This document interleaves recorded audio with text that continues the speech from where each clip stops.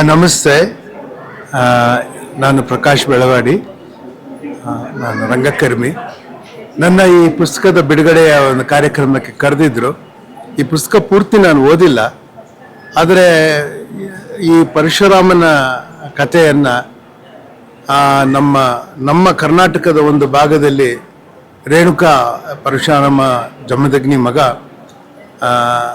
ರೇಣುಕನ ಮಗ ಕೂಡ, ರೇಣುಕರ ಒಂದು ನಮ್ಮ ಒಂದು ಉಪಕಥೆ ನಮ್ಮ ಕಡೆ, ನಮ್ಮ ಭಾಗದ ಉತ್ತರ ಕರ್ನಾಟಕದ ಇದೆಯೋ ಅದನ್ನು ಅಳವಡಿಸ್ಕೊಂಡು ಅವರು ಈ ಪುಸ್ತಕವನ್ನು ಬರೆದಿದ್ದಾರೆ ಅಂತ ಅವರು ಹೇಳಿದ್ರು. ನನಗೆ ಸ್ವಲ್ಪ ವಿಶೇಷ ಅನ್ನಿಸ್ತು.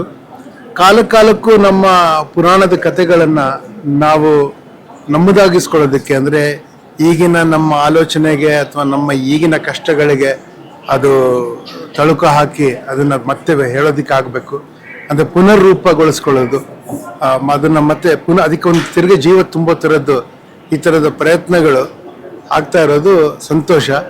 ಇಲ್ಲದೇ ಇದ್ರೆ ನಮ್ಮಿಂದನೇ, ನಮ್ಮ ಸಂಸ್ಕೃತಿಯಿಂದನೇ ನಾವು ಪ್ರೇರಣೆ ಪಡೆದಿದ್ರೆ ನಮಗೇನಾಗುತ್ತೆ, ನಾವು ವಿಲ್ ಬಿ ಸೆಕೆಂಡ್ ಕ್ಲಾಸ್. ಯಾವಾಗಲೂ ಇನ್ನೊಬ್ಬರನ್ನ ಇಮಿಟೇಟ್ ಮಾಡ್ತಾ ಇರ್ತೀವಿ. So will become second class cultures unless we derive inspiration from our own genius. Thank you. ನಮಸ್ಕಾರ, ನಾನು ರಂಜಿತ್ ರಾಧಾಕೃಷ್ಣನ್, ಬ್ಲೇಡ್ ಆಫ್ ಫ್ಯೂರಿದ ಆಥರ್. ನನ್ನ ಮೊದಲನೇ book Rama of the axe ನಿಮ್ಗೆಲ್ಲರಿಗೂ ಇಷ್ಟ ಆಯಿತು ಅಂತ ನಾನು ಅನ್ಕೊತೀನಿ. It was commercial success and a critical success. ನನಗದು ತುಂಬ ಎನ್ಕರೇಜ್ಮೆಂಟ್ ಕೊಟ್ಟಿದೆ. ನಿಮಗೂ ಬ್ಲೇಡ್ ಆಫ್ ಫ್ಯೂರಿ ಕೂಡ ಅಷ್ಟೇ ಇಷ್ಟ ಆಗುತ್ತೆ ಅಂತ ನಾನು ಅನ್ಕೊತೀನಿ. ನಾನು ಪ್ರಾರ್ಥನೆ ಮಾಡ್ತಾ ಇದ್ದೀನಿ, ದಯವಿಟ್ಟು ಬುಕ್ ಓದಿ ಹೆಂಗಿದೆ ಅಂತ ನನಗೆ ಫೀಡ್ಬ್ಯಾಕ್ ಕೊಡಿ.